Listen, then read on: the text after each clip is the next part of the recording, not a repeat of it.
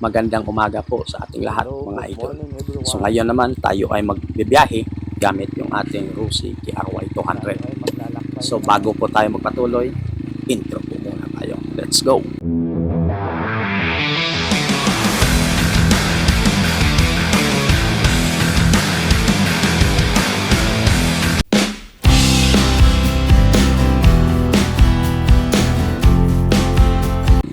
So let's go! Tayo ay magpapatuloy na. So dito mga idol, dito po ako dumaan sa tinatawag na bagong daan.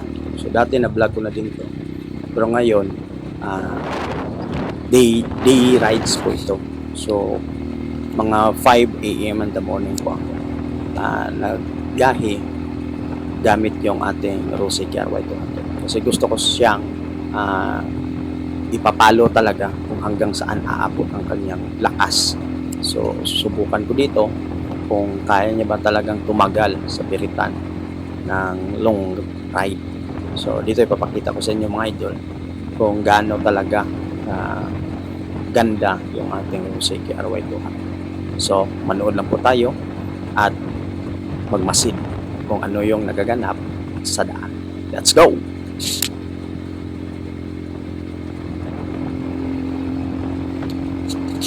Dito nga pala idol, dito ako dumaan sa access road from yung tinatawag nila sa dito sa Bacolod, sa Guanzon ata, or sa Paglaong ba yung tawag dito sa likuran, at saka sa may bandang Iltrio, yung daanan na po yun.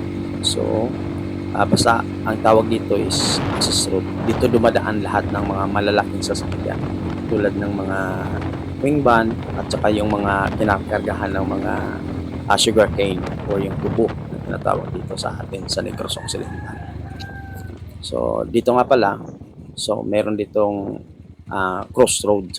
So yung right side papunta po yung Morsia at saka yung left side papunta po yan ng Bacolod. So itong gawing yung straight, dito tayo dadaan kasi lulusot po ito sa circumferential road naman ng Bacolod City. So subukan nating daanan ito dahil ito ay tapos na, although na hindi naman talaga fully done na paggagawa ng daan, pero may mga part pa naman na siguro nire-retouch. So hindi naman talaga perfect yung paggawa ng daan kasi meron talaga yung mga hindi talaga So dito mayroong umovertake sa akin na dalawang mga scooter. So sumusunod lang ako sa kanila kasi baka pag birita natin at hindi natin kaya, mapapahiya tayo. Wow!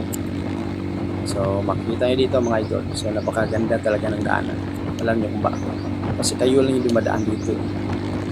Mas basic itong nadaan kapag gabi. Pero maganda naman siya pag gabi kasi meron namang street light. Although na hindi naman talaga lahat meron ng street light. So may mga part din na wala pang street light. Siguro kasi continue pa yung paggawa ng yung island pa yung tawag, yung nasa gitna ng daan. So dito binabaybay na po natin yung yung access road bagong natapos. So napakaganda talaga, lalo na parang sunrise na. So nakikita ko na yung yung mukhang liwayway tawag ko. Correct me if I'm wrong. So dito meron po talaga akong naobserbahan sa KRY Rosy 200. Alam niyo kung ano ito po yan mga idol. Ito yung kumbaga yung sinasabi ng iba na yung Rosy daw kapag tumatagal sa biyahe ay humihina. Yung kumbaga parang nawawala ng lakas. Pero yung KRY 200 natin iba. Kasi habang umiinit, lalo ding lumalakas. Pero isa lang din talaga yung nakikita ko. Siguro sa carburetor siguro. Iwan ko lang sa mga naka-experience. Kasi yung motor ko, pag tumatagal, iba yung yung timpla umiiba yung timpla ng carburetor. Hindi tumataas yung minor, kundi bumababa siya. Yun. So, pag pag nagkapira tayo, susubukan ko siyang palitan ng ibang carburetor. So, suggest naman kayo sa comment section kung anong magandang carburetor pwede natin ipalit sa ating stocks ng ating KRY Rosette.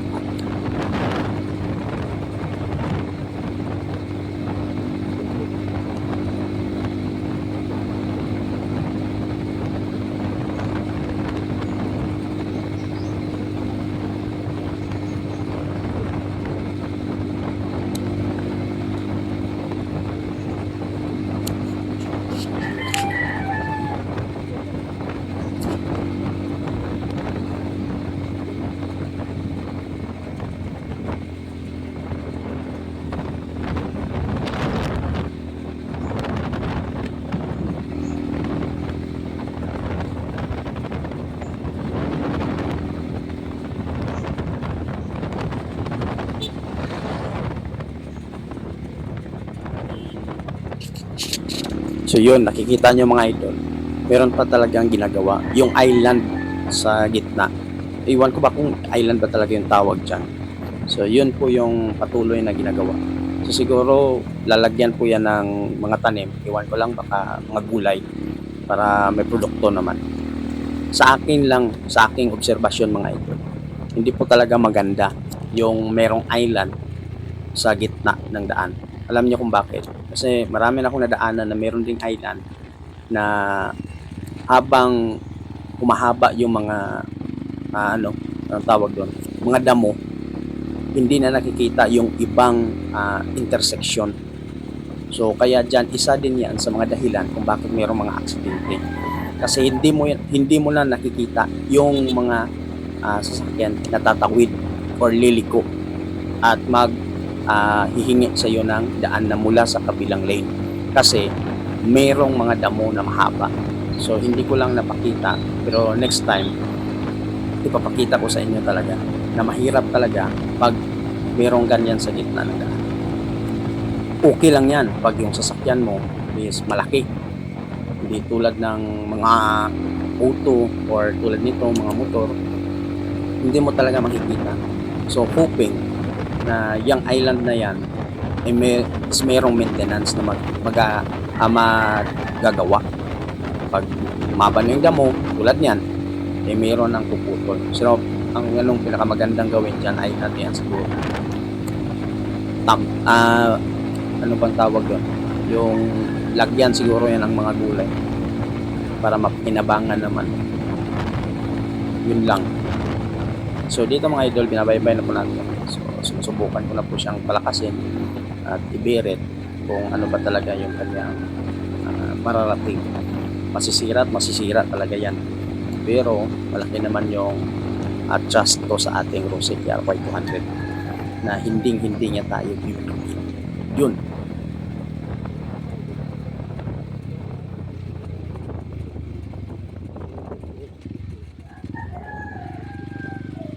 At dito nga mga idol, yun, yung sabi ko, hindi pa talaga fully na natatapos. So, kailangan natin gumitna. Kumanan, I mean.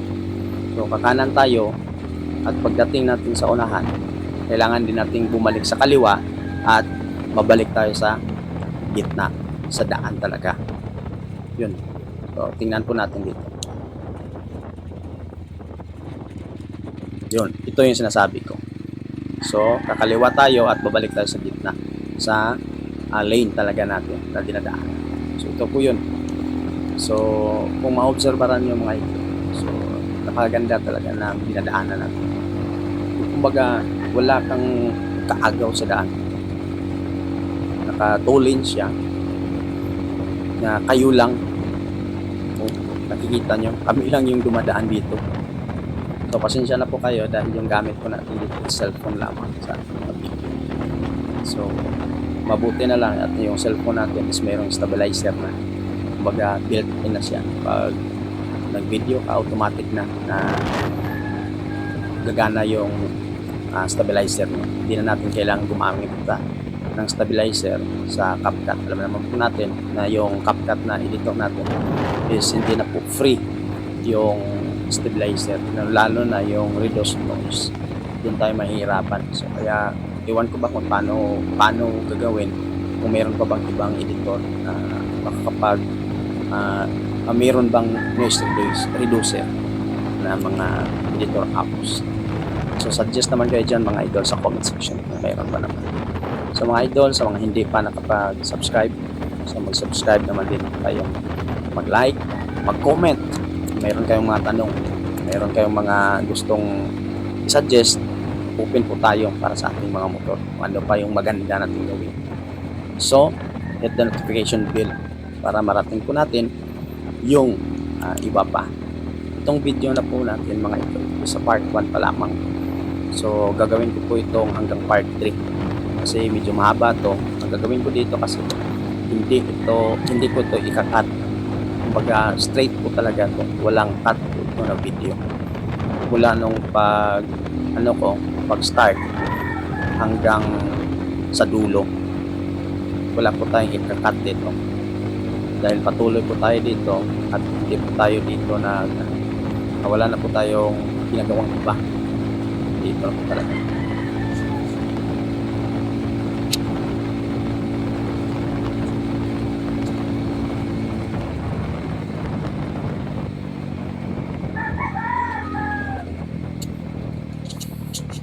At dito nga po pala mga idol sa ating Rosicare Y200, yung nakikita po natin most, yung isa sa mga dapat pagtuunan ng pansin natin, yung bearings sa likod.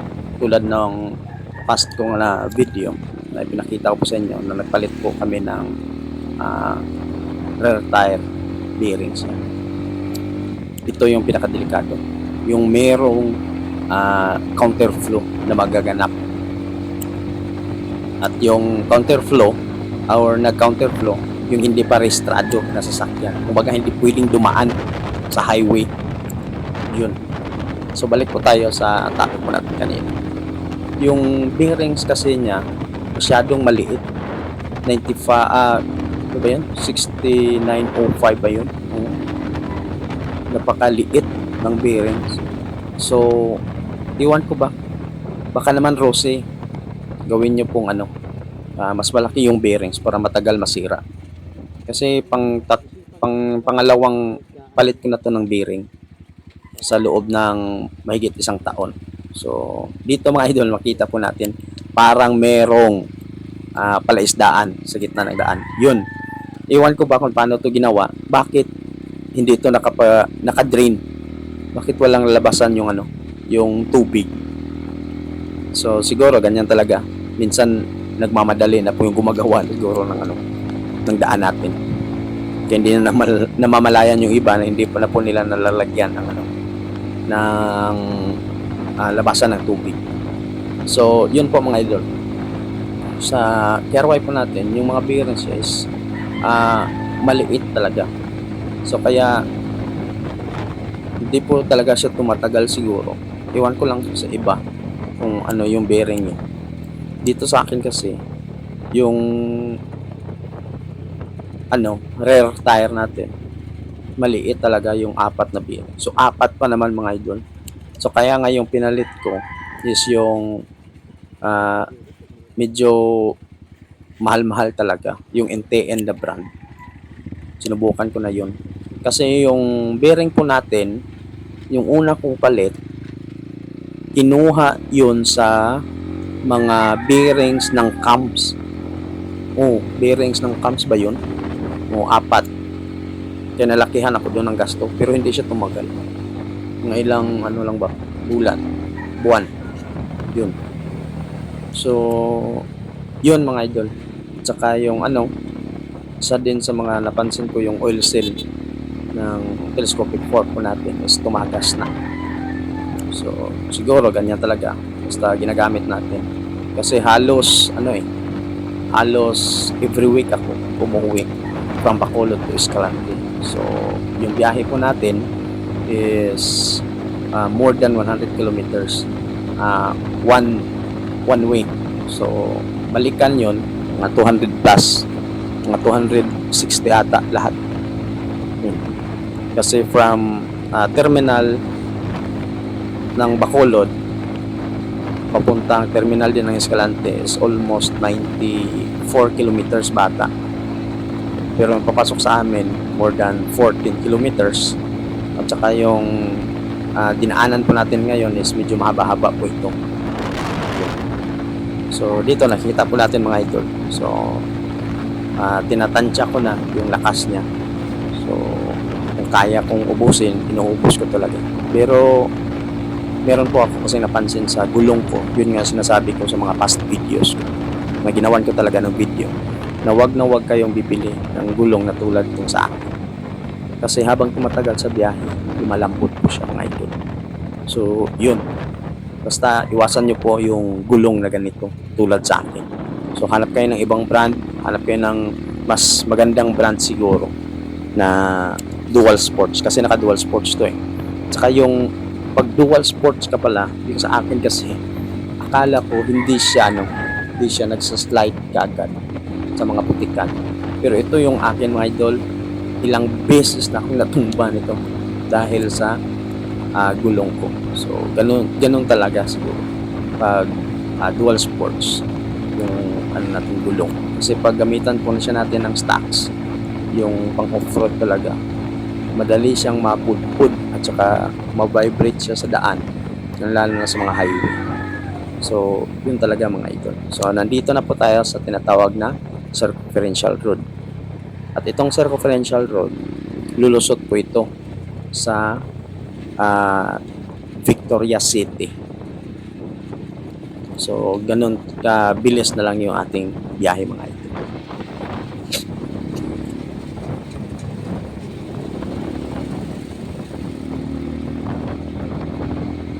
So, ganun talaga nung naalala ko nung nagtatrabaho pa sa sa tubuhan. Yung tawag sa amin sa kampo. So, sakay sa kanyang sasakyan para kumbaga nang hihits, no? Or minsan yung may-ari ng tubuhan, meron siyang pinapadala na sasakyan na tulad yun. Tawag sa amin yung Reo or 6x ba. Yun yung tawag sa amin. Doon kami sumasakay papuntang tubuhan ng aming amo.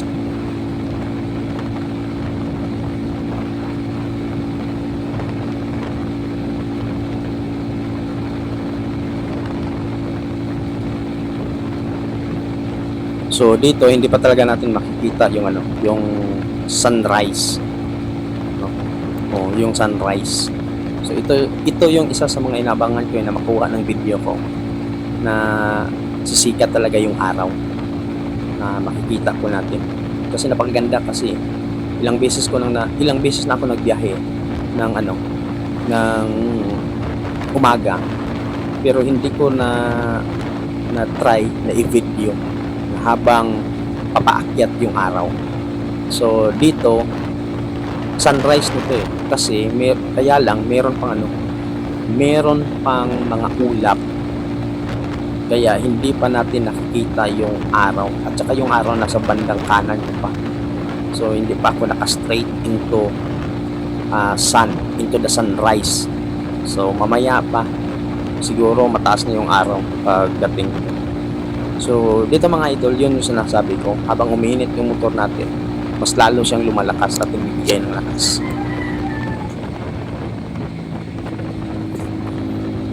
Kaya nga maraming nagsasabi, maraming nang babash dahil yung motor natin is a China bike, hindi branded. Sa totoo lang mga idol, huwag kayong maniwala dyan. Kasi yung motor natin is branded. Kaya nga yung Rose, yung brand niya is Rose, yung company name niya is Rose. So nakabase siya sa Dumaguete City. Yung product is from China. So it's a China motor, no? Yung isa sa mga gumagawa ng motor natin. So actually branded naman. Low class lang yung brand ng motor natin. Pero tatangkilikin natin ito dahil ito ay sariling or brand ng ating bansa. So yun, marami nang babash dahil ganun yung motor natin. So, ma-vibrate, ano pang tawag dun sa iba. Siguro yung vibration ng rosy, nandiyan na talaga yan. Lalo na sa KRY natin kasi naka-low speed siya, pang trail or off-road ba ang tawag or trail bike ba yun. At saka, mas nag-vibrate siya kasi sa gulong niya, then yung handle grip niya is matigas. At saka yung seat cover niya. So yun pa ang hindi ko na palitan. At saka yung telescopic ko medyo matigas siguro yung yung mas nadamihan ng oil. So, parang ganun. Saka gusto ko sanang yung siya, pa-repack. Kaya lang dito sa amin, sa Ligros, wala pang nagre-repack. Tulad dyan sa iba, sa Mindanao ba yun? O sa Luzon, na meron nang nagre-repack ng mga monoshop na napakalambot talaga. Iwan ko lang, nakalimutan ko lang yun. Kasi nakita ko na yun sa video sa Facebook ba. Oh. So dito, yun. Medyo nakikita na natin yung sunrise. Ganda talaga mga idol. So dito sa amin, yung madadaanan mo talaga dahil tinatawag pa itong probinsya ng iba. Sa daan po dito namin, marami pa po tayong nakikitang mga tubo, mga greens kumbaga, meron pang mga iba't ibang pananim. Kasi sa iba, wala na kasi kang makikita, puro na lang building. Dito sa amin, marami pang hindi pa to naabot ng siguro. Hindi pa pang mga magtatayo ng building. 2050s, baka meron na to. Pero depende naman. So, yun mga idol. So, dito na po tayo. So, subukan na po natin yung lakas ng PRY po natin. So, dito, naghanap nga ako dito ng reader para masubukan ko yung 200 ko. Joke lang. Alam naman natin na hindi natin talaga kaya yung ganyang motor. Yung atin lang, yung mga chill lang, yung itatop speed natin na wala tayong kalaban sa daan, wala tayong ka-overtaken para safety po tayo.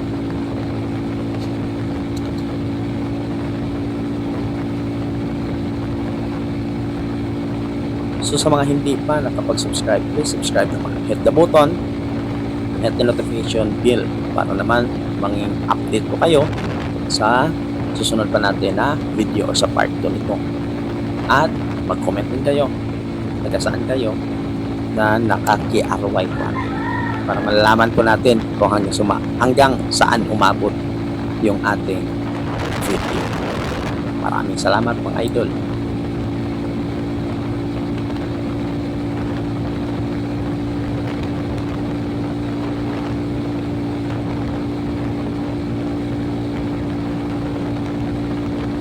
Dito mga idol, napaganda talaga. Tingnan nyo nga. Pagising mo sa umaga, nakita mo talaga parang nilikha ng Diyos. Nakita mo napakaganda, napakaliwanag, napakaaliwalas ng mundo. Kaya enjoy natin yung life natin mga idol. Huwag natin sayangin sa mga walang kabuluhang ginagawa natin minsan. Ito, mag-rides tayo habang kaya pa natin. Gamitin natin yung mga motor natin na naka-imbak. Kasi so nakikita na natin dito. Kailangan natin mag-overtake.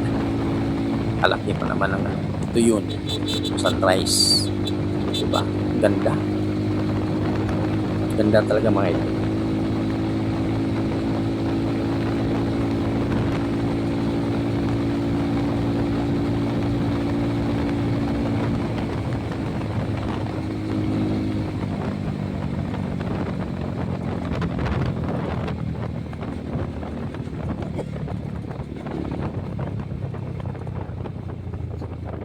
So dito mapapansin natin na parang umiinit na. Actually mga idol, hindi pa nga ako nakapag-swell nito. So pagdating natin dito ng mga idol, kailangan natin kumaliwa kasi nagawa pang dyan, yung isang tulay ginagawa pa dyan. So ako, nag-change oil po ako mga idol every month. Basta every month, minsan sa isang buwan, 2 beses. Ganun ako mag-change oil sa motor. So kayo mga idol, comment na naman dyan kayo kung ano ba yung way nyo sa pag-change oil at kung anong oil yung mga gamit nyo. Para mayroon din naman ako makuhanan ng idea kung ano ba talaga yung dapat na pag-maintenance ng ating Rossi RY200. At saka kung ano din yung mga pwedeng accessories dito. Kasi gusto ko sana lagyan ng mga accessories yung motor natin. Para meron din naman siyang konting abubot. Dito mga idol, yun. Kita na natin yung araw. Kaya lang, medyo mataas na siya at siguro medyo ano talaga sa ating video kasi sa ating camera ng cellphone. Pero okay naman. Ganyan talaga pag sunrise. Nakakasilaw talaga yan mga idol. Pero napakaganda yan. Vitamin yan sa ating katawan. Mga 20 minutes kang magbilad ng araw. Pero anong okay naman. At ito din mga idol. So maraming magsasabi pag bagong kuha yung motor mo, kailangan mo daw i-brake in ng 60 kilometers per hour. So, para hindi daw masira yung makina natin. Actually mga idol, ibang pagkakaintindi sa tinatawag na brake in. Yung brake in kasi mga idol, hindi yan para sa motor. Ang brake in na tinatawag is para yan sa bagong initi. Kung bago mo kuha yung motor mo, kailangan mo yung i-brake in ng 60 kilometers per hour. Hindi yan para na baka masira yung motor mo, kundi para maging maging ano bang tawag doon? Kung sa amin pa, maswito mo yung tinatawag na motor mo. O yun. Para malaman mo kung ano yung timpla ng motor mo para mas makaiwas ka sa tinatawag na aksidente o disgrasya. Para maging basta para kung kumbaga parang body mo na yan. Yun. So kailangan mo tumakbo hanggang 60 kilometers lamang per hour para masanay ka. Yun. Para maging masanay ka sa iyong bagong motor. Kasi hindi mo pa yan sanay. Hindi ka pa dyan sanay kung paano mo gagamitin yan. Kasi mula kasa pa yan. So bagong tungtong ka pa dyan. Bagong patong ka pa dyan. Bagong upo ka pa dyan sa ganyang unit. So, yun ang tamang pagkakaunawa sa tinatawag na 60 kilometers na brake in. Hindi po yan para sa makina ng ating motor, kundi para po yan sa mga bagong may-ari ng motor. Alam nyo kung bakit? Hindi naman talaga yan kailangan na brake in ng 60 yung motor or yung makina. Kasi, paglabas niyan, pagkatapos niyang ginawa, tinetest yan eh. Kaya nga nalalaman kung hanggang ano yung top speed ng makina natin. Kaya yun mga idol, yun yung tama pag-uunawa sa tinatawag na brake in ng ating mga motor.